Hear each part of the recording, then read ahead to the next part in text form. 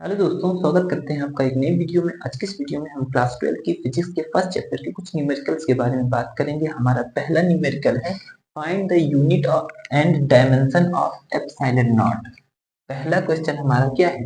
Find the unit and dimension of epsilon naught. दूसरा हमारा question है कि find the number of electron in 1 coulomb charge. तीसरा question है if two charges 3 microcoulomb and 4 microcoulomb are separated by 2 metre, find the electric force between them. चलिए तीसरे वाले question से स्टार्ट करते हैं। तीसरा वाला सॉल्व करेंगे, फिर दूसरा वाला, फिर पहला वाला सॉल्व करेंगे मेरे भाई, है ना। हमारा पहला कॉन्सेप्ट जब क्लास 12 की फिजिक्स का फर्स्ट चैप्टर पढ़ते हैं उसमें है कूलम्बियन फोर्स। उसमें बताया जाता है कि अगर एक चार्ज Q1 है, इससे मान लीजिए कि r दूरी पर एक दूसरा चार्ज Q2 भी मौजूद है, तो Q1 Q2 के ऊपर कुछ फोर्स लगाता है, इलेक्ट्रिक फोर्स अप्लाई करता है, और Q2 Q1 के ऊपर कुछ ना कुछ फोर्स लगाता है। फोर्स FORCE, फोर्स मतलब बल लगाता है। उस बल का जो फॉर्मूला आता है F is equal to 1/4 pi epsilon naught. ऐसे बनाते हैं एप्सिलॉन, यहाँ पर जीरो लगाते हैं तो सिर्फ पढ़ा जाता है एप्सिलॉन नॉट। तो F is equal to 1/4 pi epsilon naught. पहला वाला चार्ज यानी Q1, दूसरा वाला चार्ज यानी Q2, और बीच की जो दूरी है R उसका स्क्वायर। तो ये हमारे पास फॉर्मूला होता है। इसी टाइप का हमारा तीसरा क्वेश्चन है। इसी फॉर्मूले पर बेस्ड हमारा तीसरा क्वेश्चन है। कह रहा है कि इफ टू चार्जेस, दो चार्ज हैं, एक चार्ज है 3 माइक्रोकूलम का, तो मान लीजिए Q1 की वैल्यू 3 माइक्रोकूलम है, तो SOLUTI हम यहाँ से सोल्यूशन करते हैं। पहला चार्ज दिया गया है 3 माइक्रोकूलम, यानी कि Q1 की वैल्यू कितना है? 3 माइक्रोकूलम। अब माइक्रोकूलम कोई एसआई यूनिट तो है नहीं, इसको पहले एसआई यूनिट में बदला जाए।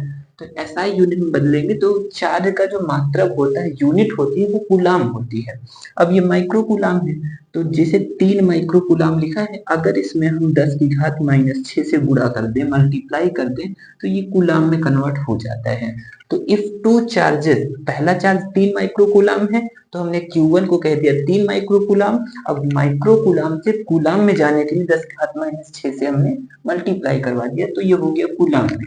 दूसरा चार्ज हमारे पास है 4 माइक्रोकूलम, यानी Q1 की वैल्यू अगर हम Q2 कहें कितना है, Q2 मतलब हमारा दूसरा चार्ज कितना है, तो मान लीजिए कि Q2 की वैल्यू, मान के लीजिए दिया ही है, पहला दिया है 3 माइक्रोकूलम, उसको Q1 कह दिए।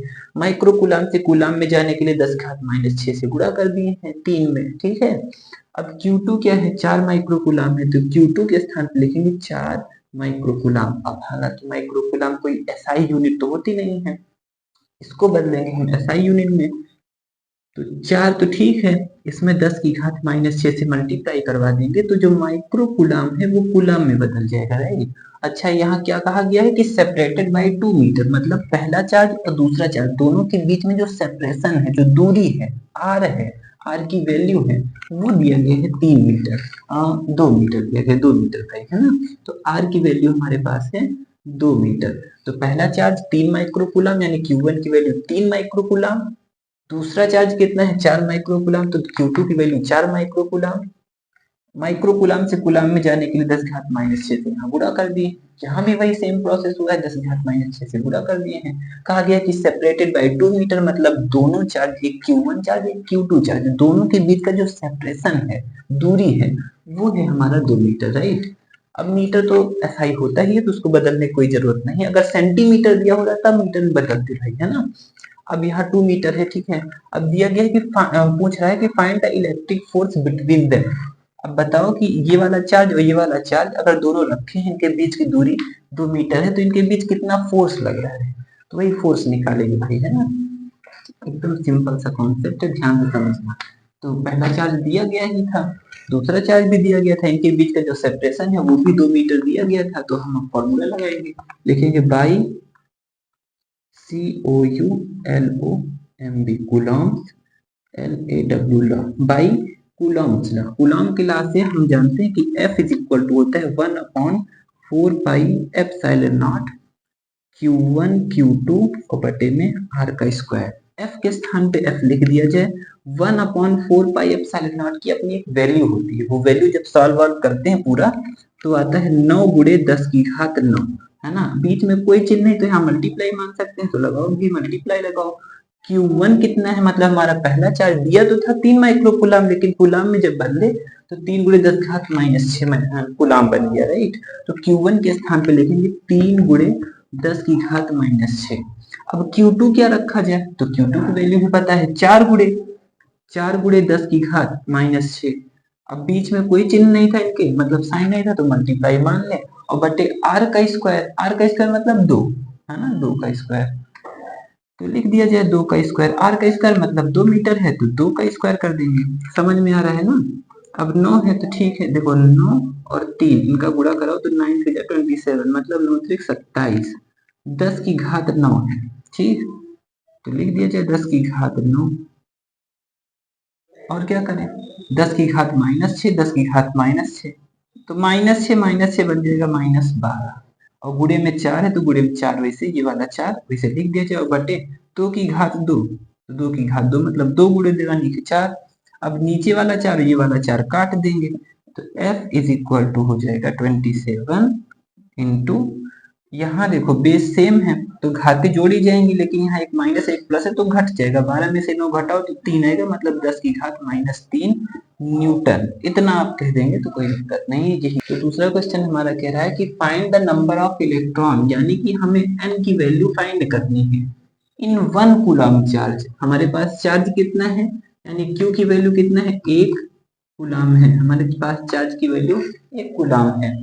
तो क्वांटाइजेशन ऑफ चार्ज से आपने रूल पढ़ा होगा कि Q इज इक्वल टू होता है Ne, है ना, Q इज इक्वल टू होता है Ne। Q की वैल्यू 1 कूलम है, तो जहाँ Q लिखा है वहां 1 लिखा जाए, बराबर N नंबर ऑफ इलेक्ट्रॉन, भाई तो फाइंड करना है। इनटू है तो इनटू लगाओ, E की वैल्यू, E की वैल्यू आप जानते होंगे 1.6 इंटू 10 की पावर -19 कूलम होता है, एक इलेक्ट्रॉन का चार्ज होता है ये।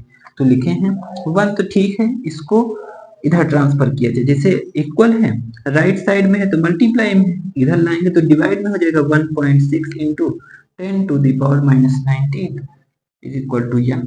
अब जैसे यहाँ से अगर पॉइंट हटा जाए तो यहाँ 0 बढ़ जाएगा, तो ऊपर 10 है और बटे में क्या है 16 है, गुणे 10 की घात -9, अगर इसको -19 अगर ऊपर लेके जाए तो 10 की घात हो जाएगा +19 इज इक्वल टू n। समझ में आ रहा है ना।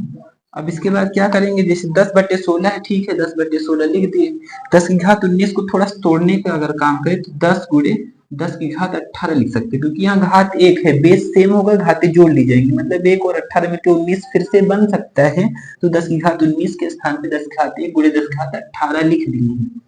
10/16 है, यहाँ 10/16 बराबर n। अब 10 की घात 1 लिखें चाहे ना लिखें, 10 10 का गुणा 10 दाम 100, और बटे में 16 है तो 16 लिखो, 10 की घात 18 लिख दिया जाए, है ना, 10 की घात 18 मतलब 10 की घात 18 इज इक्वल टू n। 16 कम 16, 16 96, है ना। अभी बचा है 4 पॉइंट बढ़ाएंगे 40 बन जाएगा, 16 दूना 32 हो जाएगा, 32 8 40, 80, 16 पंचे 80, मतलब 6.25 गुणे 10 की घात 18 इतना नंबर ऑफ इलेक्ट्रॉन होगा। यानी हमारा अगर दिया है कि find the number of electron, हमें नंबर ऑफ इलेक्ट्रॉन निकालना था, इसमें 1 कूलम चार्ज है, मतलब Q की वैल्यू 1 कूलम, तो क्वांटाइजेशन ऑफ चार्ज से हम Q इज इक्वल टू जानते हैं Ne होता है। चार्ज दिया है 1 कूलम तो लिख दिए, n की वैल्यू वैसे रखे हैं, अब पता ही नहीं है तो n वैसे उतार दिए हैं। E मतलब 1.6 गुणे 10 घात -19। अब एक तो ठीक था, इसको ये अगर मल्टीप्लाई में था तो बाएं साइड जब लेके आए तो बटे में हो गया, पॉइंट हटाए तो यहाँ जो अकेले एक था तो 0 बढ़ गया, मतलब 10/16 लिखे हैं, 10 घात -19 तो ऊपर गया, 10 घात +19, 10/16 यहाँ लिखे हैं, 10 की घात 19 को तोड़ने का काम किए तो 10 गुणे 10 की घात 18 लिख दिए हैं, है ना भाई, क्योंकि यहाँ एक है, अगर चाहे तो 1 और 18 मिलकर फिर से 19 बन सकता है, लेकिन उसको तोड़े हैं, जिससे 10 10 का गुणा करें 100 बन जाए, बटे 16, इसको काटेंगे 6.25 18 वैसे है, यानी n की वैल्यू हमारी हो जाएगी, नंबर ऑफ इलेक्ट्रॉन इतना हो जाएगा भाई, है ना, 6.25 गुणे 10 की घात 18। यानी कि अगर हमको 1 कूलम का चार्ज प्राप्त करना है, फाइंड करना है, किसी बॉडी के ऊपर अगर हमको 1 कूलम का चार्ज लेके आना है, तो हमें क्या करना पड़ेगा, इतने इलेक्ट्रॉन का ट्रांसफर करना पड़ेगा, जिस बॉडी में इतना इलेक्ट्रॉन जाएगा उस पर होगा 1 कूलम का चार्ज, लेकिन वो माइनस में होगा, और जिस बॉडी से निकल के जाएंगे इतने इलेक्ट्रॉन, जिस बॉडी से निकले होंगे इलेक्ट्रॉन, उस बॉडी पर आएगा पॉजिटिव चार्ज, है ना। ये सारी चीजें आप पढ़े होंगे। जैसे सोडियम आप जानते होंगे, सोडियम होता है Na, उसका 11 होता है एटॉमिक नंबर। इलेक्ट्रॉनिक विन्यास करें तो 2,8,1 अस्थायी होने के लिए ये अपना एक इलेक्ट्रॉन बाहर निकाल देता है, तो इसीलिए आता है सोडियम के ऊपर पॉजिटिव। और क्लोरीन जो होता है उसका होता है 17, 2,8,7। ये अपना अष्टक ऑक्टेट कंप्लीट करने के लिए कहीं से एक इलेक्ट्रॉन ले आता है, तो यहाँ 8 हो जाता है, एक इलेक्ट्रॉन एक्स्ट्रा आ जाता है इसमें, तो इस पे होता है माइनस। तो जिस ऑब्जेक्ट के ऊपर, जिस बॉडी के ऊपर इलेक्ट्रॉन आते हैं उस पर होता है नेगेटिव, और जिस बॉडी से इलेक्ट्रॉन निकल के जाते हैं उस बॉडी पर आ जाता है पॉजिटिव, है ना।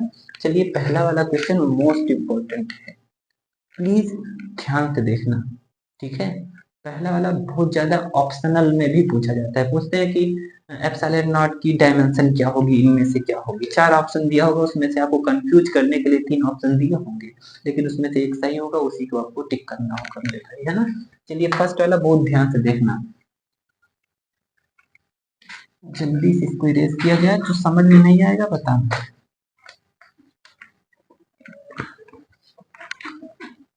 तो फर्स्ट वाला चलिए देखते हैं, लिखा है find the unit and dimension of epsilon not, right. ध्यान से देखना ये वाला सवाल, SOLUTION। सॉल्यूशन यहाँ से स्टार्ट करते हैं। हमें निकालना है एप्सिलॉन नॉट का डायमेंशन। तो एप्सिलॉन नॉट आप कहाँ देखे थे, एक फॉर्मूला आया था, F is equal to 1/4 pi epsilon naught Q1 Q2 और बटे में R स्क्वायर, है ना। यही था एप्सिलॉन नॉट। अब बताइए एप्सिलॉन नॉट अगर डिवाइड में है तो अगर इधर लेके जाए तो मल्टीप्लाई में हो जाएगा, यानी F इंटू हो जाएगा एप्सिलॉन नॉट, इक्वल का साइन लगाओ 1/4 पाई, वैसे लिख दिया जाए 1/4 पाई। एप्सिलॉन नॉट नीचे था, जब F की तरफ गया तो F मल्टीप्लाई में हो गया, F वैसे उतारे थे, एप्सिलॉन नॉट उधर भेज दिए तो मल्टीप्लाई में हो गया, ठीक। 1/4 पाई लिखा है, Q1 Q2 वो भी वैसे उतार दिया जाएगा, और बटे में R स्क्वायर वो भी लिख दिया जाएगा, है ना। अब देखो जैसे इधर मल्टीप्लाई में F है, अगर इधर से F को इरेज कर दिया जाए, इधर भेजे तो डिवाइड में हो जाएगा F। अब अगर हम यूनिट निकालें, ठीक है, अगर यूनिट निकाले एप्सिलॉन नॉट की, तो एप्सिलॉन नॉट की यूनिट क्या हो जाएगी, 1 की कोई यूनिट होती ही नहीं है, 4 पाई ये भी कांस्टेंट है, इसकी क्या यूनिट होगी, Q1 Q2। Q1 क्या है, चार्ज है, और चार्ज की यूनिट होती है कूलाम, दूसरा भी चार्ज है, इसकी भी यूनिट होगी कूलाम। और बटे में अगर देखें तो F क्या है, फोर्स है, फोर्स की यूनिट होती है न्यूटन, और R क्या है, डिस्टेंस होता है, डिस्टेंस की यूनिट होती है मीटर, ना। लंबाई को मीटर में ही तो नापते हैं, लेकिन 1 मीटर नहीं है, स्क्वायर में है, स्क्वायर लगाओ, यानी कि Q1 के लिए गुलाम, दूसरे Q2 के लिए वो भी गुलाम, क्योंकि वो भी चार्ज ही है, और बटे में F लिखा है मतलब फोर्स यानी कि न्यूटन, और बीच की डिस्टेंस यानी R दूरी, उसके लिए मीटर स्क्वायर। तो कुलाम इंटू कुलाम मतलब कुलाम स्क्वायर बटे न्यूटन, डैश लगाए हैं, माइनस नहीं है, मीटर स्क्वायर। तो एप्सिलॉन नॉट की जो यूनिट होती है कूलाम स्क्वायर बटे न्यूटन मीटर स्क्वायर, राइट। अब पूछा जाए कि इसका डायमेंशन बताओ, तो डायमेंशन क्या होगा, DIMENSION। डायमेंशन क्या होगा, आपने पढ़ा होगा कि I बराबर होता है Q बटे T, इनके बटे में अगर एक माने तो Q एक कम Q बन जाएगा, I और T का मल्टीप्लाई तो I इंटू टी। तो चार्ज के लिए अगर हम डायमेंशन निकालें तो I होता है करंट, करंट के लिए A यूज करते हैं, और टाइम के लिए T यूज करते हैं, मतलब चार्ज की डायमेंशन हो जाती है 80। तो यहाँ से अगर हम एप्सिलॉन नॉट की डायमेंशन निकालें तो 1 का कोई डायमेंशन नहीं होगा, तो कांस्टेंट है, 4 पाई 22/7, इसका क्या डायमेंशन, इसका भी कोई डायमेंशन नहीं होता। ऊपर Q1 लिखा है मतलब ये चार्ज है, तो इसका डायमेंशन हो जाएगा 80, बड़े ब्रैकेट के अंदर लिखेंगे। दूसरा Q2 है, ये भी चार्ज है, तो इसकी भी डायमेंशन हो जाएगी 80, राइट। और बटे में फोर्स है, फोर्स का आप सब जानते होंगे 11 से ही, MLT-2 होता है, फोर्स की डायमेंशन होती है MLT-2। R क्या है, दूरी है, मीटर है, लेंथ होती है एक प्रकार की, तो लेंथ के लिए जो डायमेंशन होता है L होता है, लेकिन पावर 2 लगाए हैं तो यहाँ पावर 2 लिख दिया जाएगा, राइट। अब A मिलके बन जाएगा A की पावर 2, T की पावर बन जाएगा 2, और पूरे के बटे M है, ठीक है, M लिख दिया जाए, L पावर 1 है, यहाँ L की पावर 2 है, तो कुल मिला के बन जाएगा L की पावर 3, T की पावर -2, वैसे लिख दिया जाए -2। अब M को अगर ऊपर भेज दिया जाए, यहाँ 1 है, ऊपर जाएगा तो M की पावर -1 बनेगा, एल की पावर 3 है, प्लस में ऊपर जाएगा तो बन जाएगा एल की पावर -3। और क्या करें, टी की पावर 2 है ही है, लिख दियो टी की पावर 2, -2 है ऊपर भेजा जाए तो टी की पावर ये भी +2 बन जाएगा, एक तो 2 था ही, नीचे वाला जब -2 ऊपर गया तो बन गया टी की पावर प्लस में 2 ये भी। और क्या करें, ए की पावर 2 है, ए की पावर 2 ऐसे लिखा जाए। अब देखो m -1 l -3 टी की पावर 2, टी की पावर 2 मतलब टी की पावर 4 और a की पावर 2, तो m -1 l -3 t4 a2 ये हो जाते हैं हमारे एप्सिलॉन नॉट का डायमेंशन।